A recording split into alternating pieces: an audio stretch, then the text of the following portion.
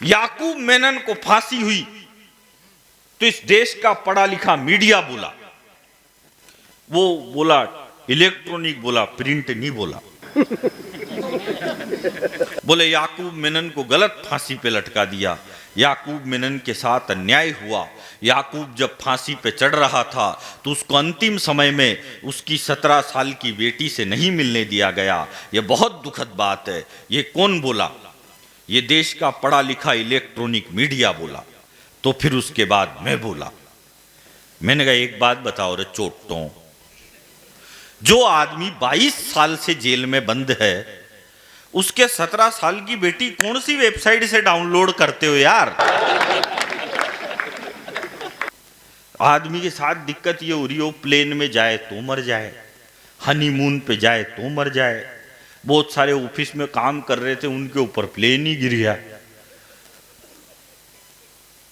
करे तो करे ही क्या। अभी हमने ऑपरेशन सिंदूर कर दिया, पाकिस्तान पे एयर स्ट्राइक कर दी। मोदी जी ने ऑपरेशन सिंदूर कर दिया पाकिस्तान के ऊपर। अब क्या है कमल जी, अपन जिस जगह सिंदूर लगाते हैं तो वो जगह फिर अपनी हो जाती। अब मोदी जी ने पाकिस्तान पे सिंदूर लगाया तो पाकिस्तान अपना हो गया था, पर वो मोदी जी की पुरानी आदत है सिंदूर लगा के छोड़ने की। क्या बात है। उन्होंने बीच में ही रोक दिया।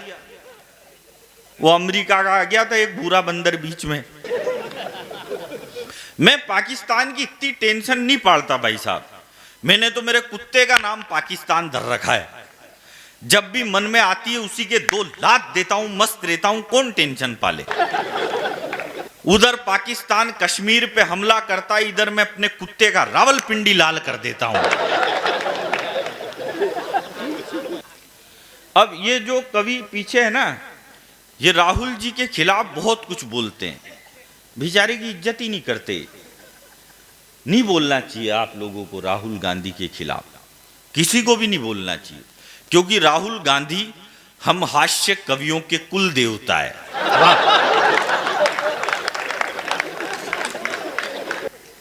तो अपने देवता के खिलाफ किसी को भी नहीं बोलना चाहिए। अच्छा, जब मैं मोदी जी को सुनता हूं तो मैं बीजेपी को वोट देने के लिए प्रेरित होता हूं, फिर मैं राहुल जी को सुनता हूं तो मैं बीजेपी को वोट देने के लिए मजबूर हो जाता हूं। हमारे देश के पहले प्रधानमंत्री थे नेहरू जी।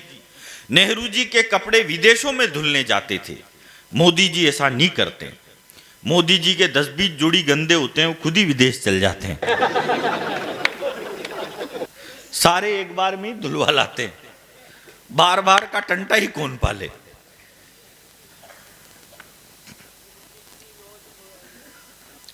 मिलती थी रोज मुरारी से। वो देखो बाबूजी ने क्या ताली बजाई है, अरे ऐसे बजाओगे तो मेरी तो 7 पीढ़ियां तर जाएगी। अच्छा, ये विपक्ष वाले भी कम नहीं है। जब अटल बिहारी वाजपेयी प्रधानमंत्री बने तो विपक्ष वाले कहते थे यार ये बोले अटल जी बिल्कुल भी अच्छे प्रधानमंत्री नहीं हैं, इन बीजेपी वालों को देश चलाना नहीं आता, अटल जी बिल्कुल भी अच्छे प्रधानमंत्री नहीं है। फिर अटल जी थोड़ा बीमार पड़े, उनकी 13 दिन में सरकार गिर गई। फिर अडवाणी जी मुख्य धारा में आए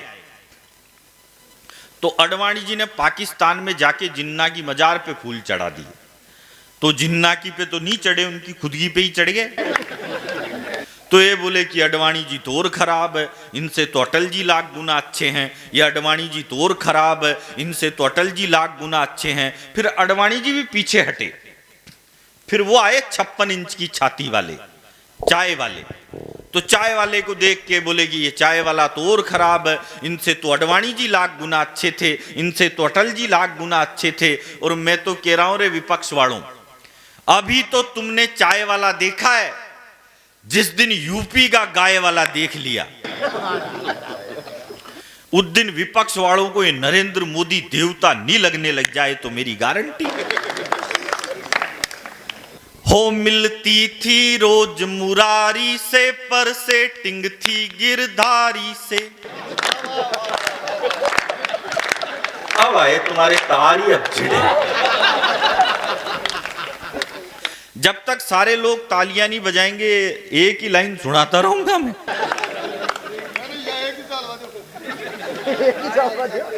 ओ मिलती थी रोज मुरारी से, पर सेटिंग थी गिरधारी से। आज तो पत्रकार साहब भी तालियां बजा रहे हैं, मैं बहुत बहुत धन्यवाद देता हूं आपको। ओ मिलती थी रोज मुरारी से, पर सेटिंग थी गिरधारी से। खर्चा राजू से लेती थी, शर्माती थी बनवारी से मिलती थी। जब हम स्कूल में पढ़ते थे तो एक टिफिन में खाते थे। हम सूखी रोटी लाते थे, पर घी का भोग लगाते थे।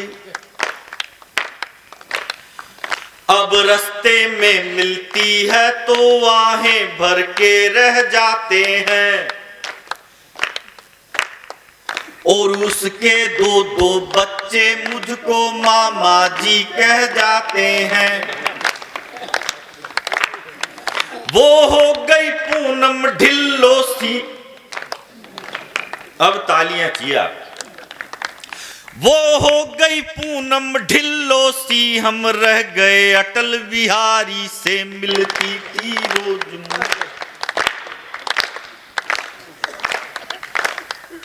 फिर प्यार में डूब के मरने को पानी भर चुल्लू मिला मुझे। उसकी शादी हो गई और बाबा जी का ठुल्लू मिला मुझे।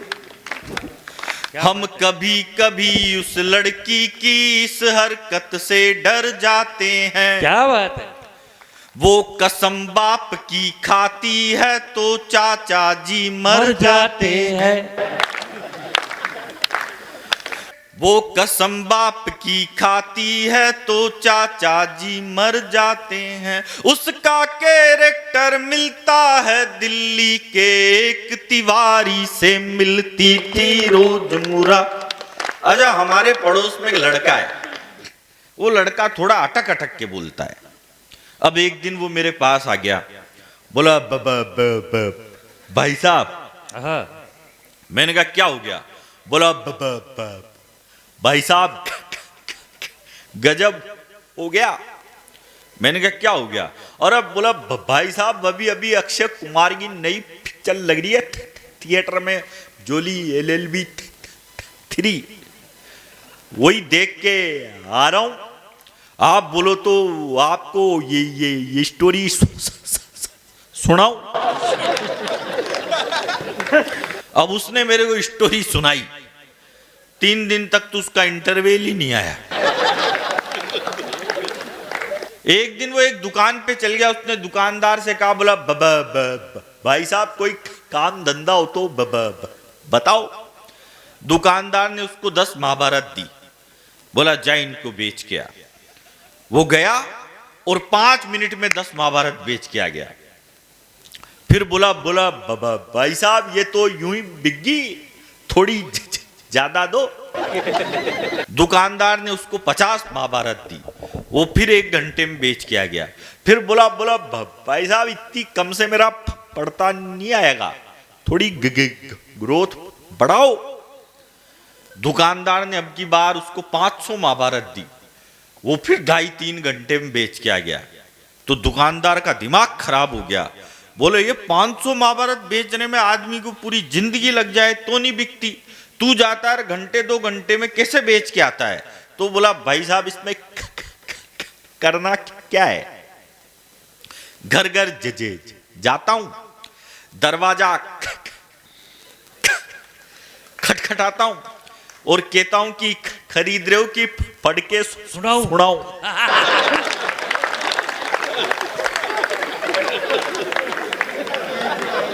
क्या बात है। एक दिन फिर आ गया मेरे पास, बोला भाई साहब मैंने छोड़ दी रामायण महाभारत सब बेचना बंद। मैंने कहा अब क्या करेगा? बोला भाई साहब अब तो मेरी नई नौकरी लगी। मैंने कहा नई नौकरी किस में लगी रे तेरी? बोला भाई साहब मेरी नई नौकरी रेलवे में लगी। मैंने कहा रेलवे में किस चीज की नौकरी लगी तेरी? बोला भाई साहब रेलवे में मेरी ये अनाउंसमेंट करने की नौकरी लगी। अनाउंसमेंट। अब उसने अनाउंसमेंट किया, बोला राजधानी एक्सप्रेस प्लेटफॉर्म नंबर 3 पे आई थी, वापिस गई।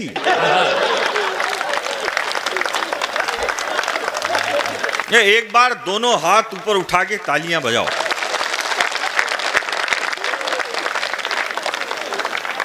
थोड़े दिन बाद उसने अपने 20 दोस्तों के साथ एक ऑफिस खोला 20वें फ्लोर पे। अब उसमें लिफ्ट नहीं थी। अब पहले ही दिन इनॉग्रेशन करने के लिए जाना। अब जैसे ही उनने गाड़ी पार्क करी तो पार्क करते ही वो बोला और ऊपर बाद में चलना, पहले मेरी बात सुनो। अरे बोला तू बहुत देर लगाएगा, 20 फ्लोर चढ़ने यार, लिफ्ट भी नहीं है। तो 2-4 फ्लोर चढ़ गए। वो फिर बोला अरे बाद में बोला। फिर 10 फ्लोर चढ़ गए। वो फिर बोला अरे मेरी बात सुन तो ले हो।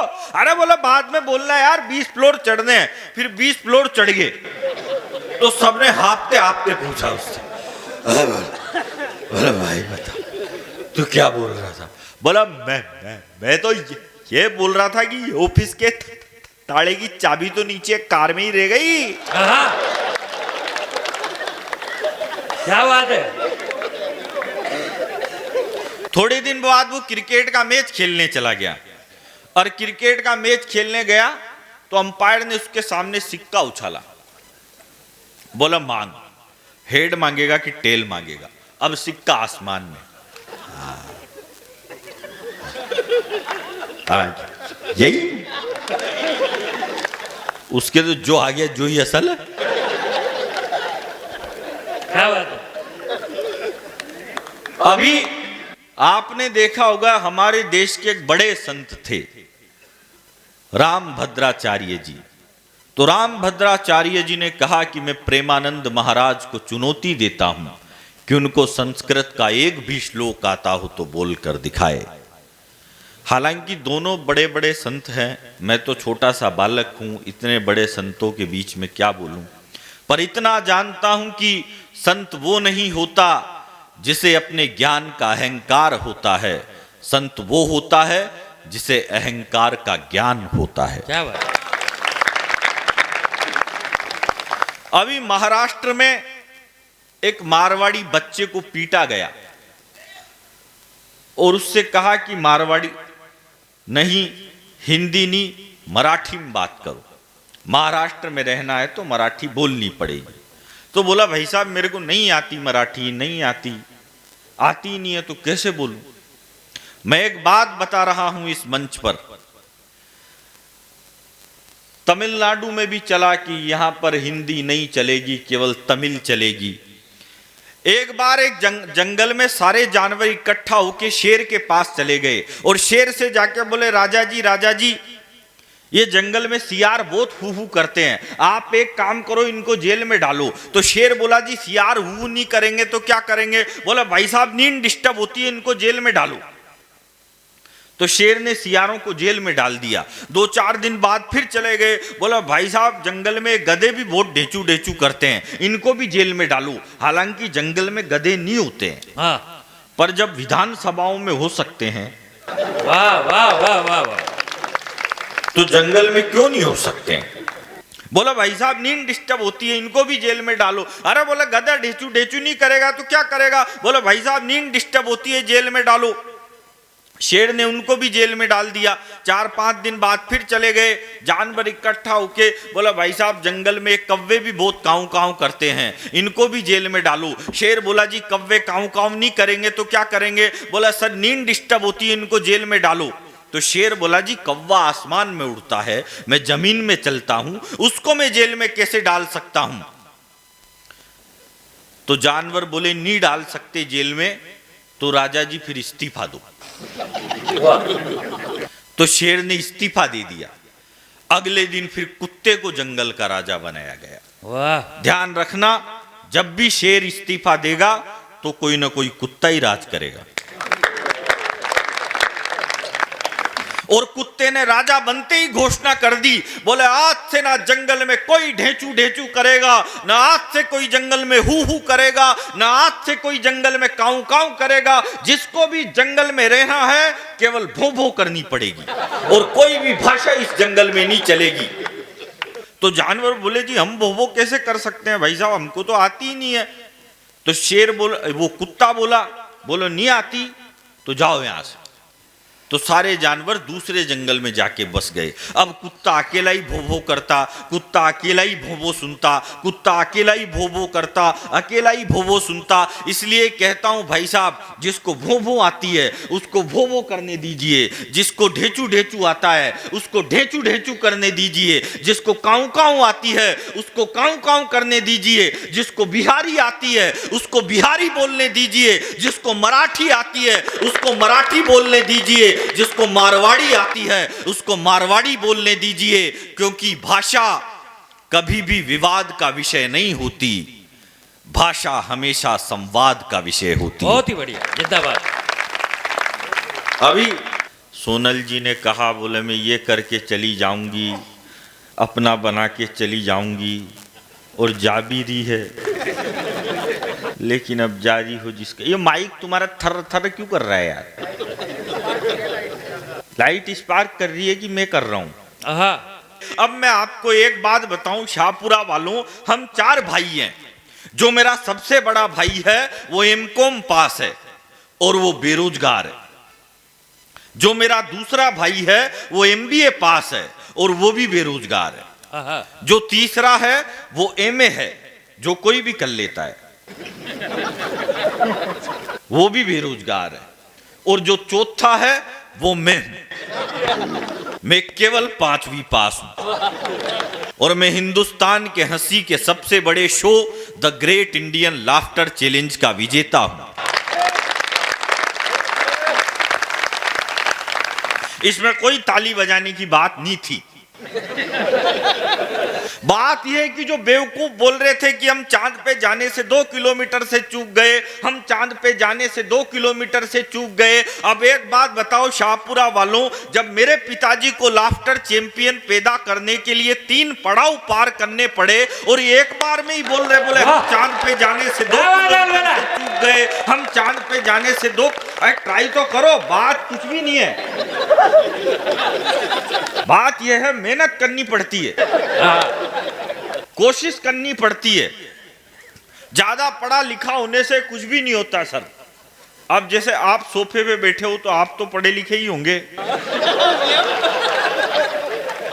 लेकिन पढ़ लिख के आप लोगों ने भी कौन सा तीर मार लिया।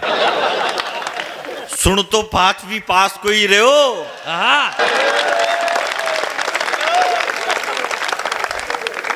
और ज्यादा अमीर होने का भी कोई फायदा नहीं है। अमीर आदमी वो नहीं होता जिसके घर के बाहर 10 BMW खड़ी हो।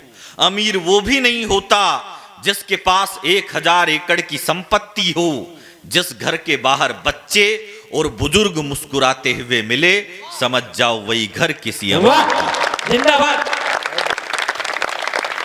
और हम तो उस देश के हैं, वो हम ही थे जो बचपन में बचपना भूल गए थे।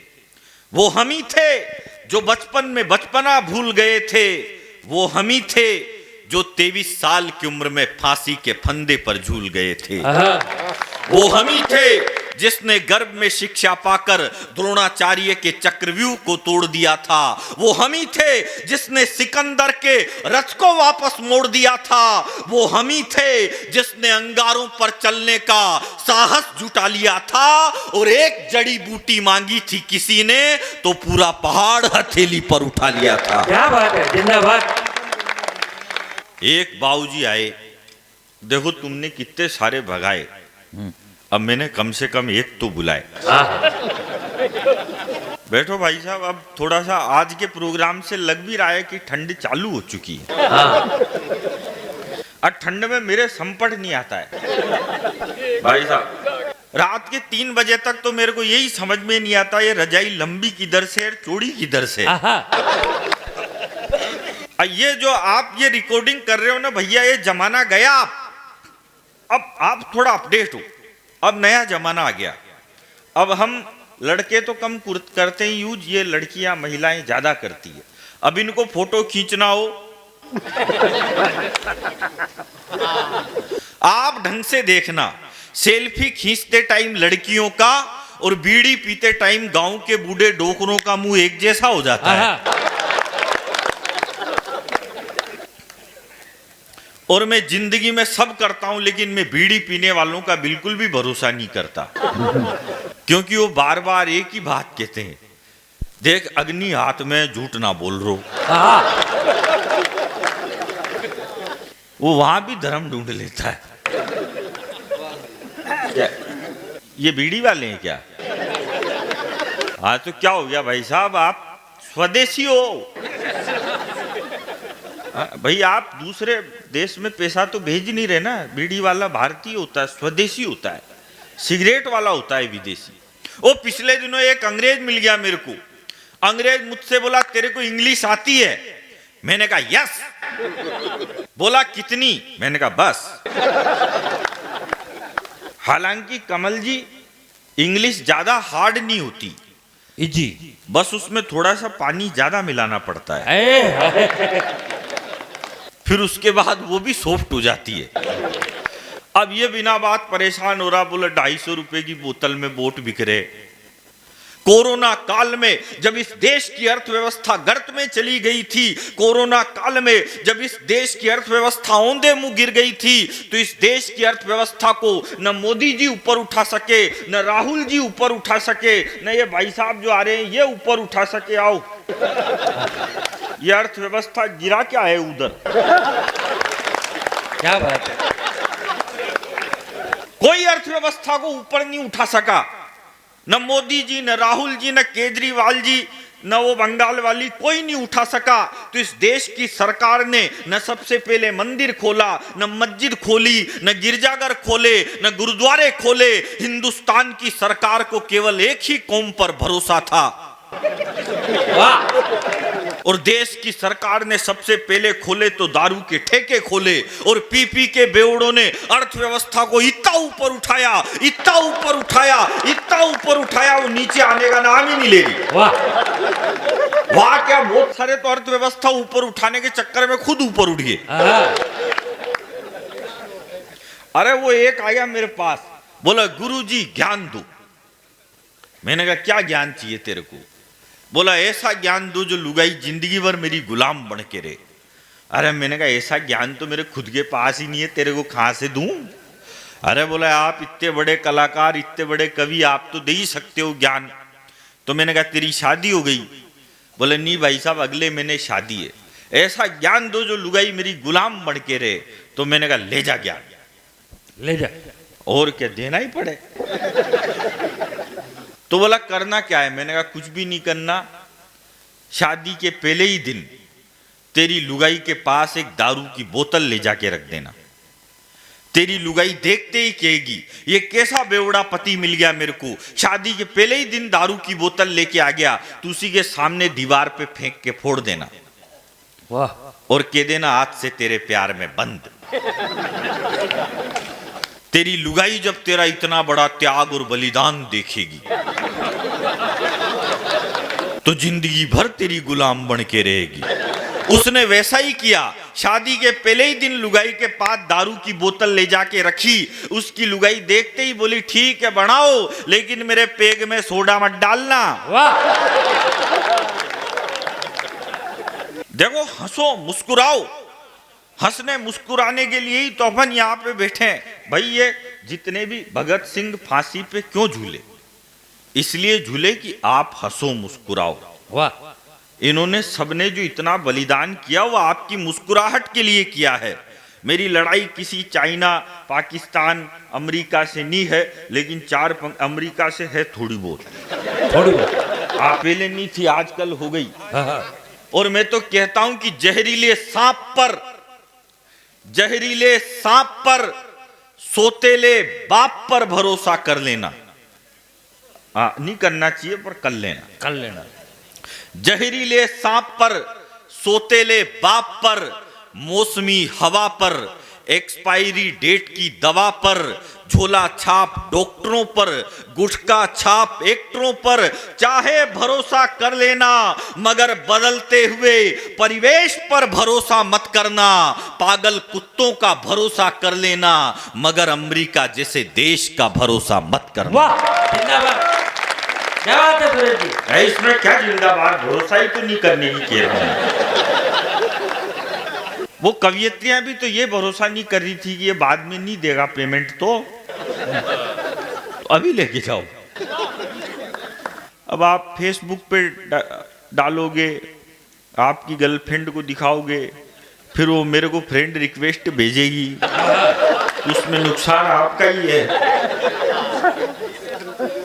वो अंग्रेज मिल गया मेरे को, अंग्रेज मुझसे बोला तेरे को इंग्लिश आती है?